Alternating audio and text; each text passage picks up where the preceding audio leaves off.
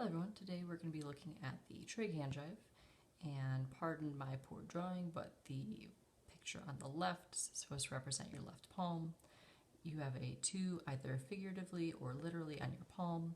Your ring finger represents 30 degrees, your middle finger represents 45 degrees, and your index finger represents 60 degrees. For all of these, you want to put down your reference angle finger, and then your fingers serve as square roots. So cosine is the square root of fingers above over 2. Sine is the square root of fingers below over 2. And tangent, we put our finger down, flip our hand, so that way we don't see the palm anymore. We only see the back of the hand, and it's the square root of the fingers above over the square root of the fingers below. And Dan's going to help us demonstrate here to kind of go through 30, 45, and 60 for all three sine, cosine, and tangent.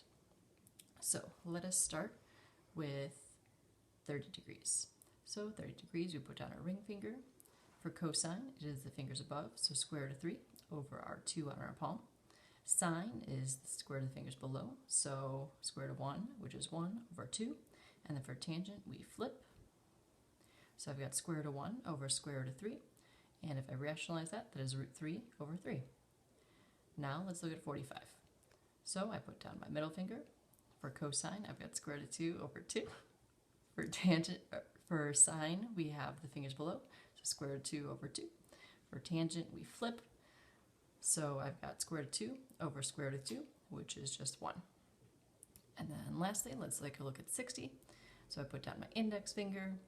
For cosine is the square root of the fingers above, so square root of 1 is just 1, so 1 over 2.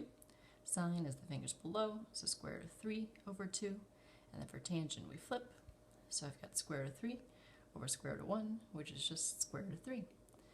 This translated across the different quadrants and using our ASTC, all Santas take cookies, helps you pretty quickly figure out your values for sine, cosine, and tangent, which we can also flip for cosecant, secant, and cotangent, and that's just an easier way of knowing your unit circle.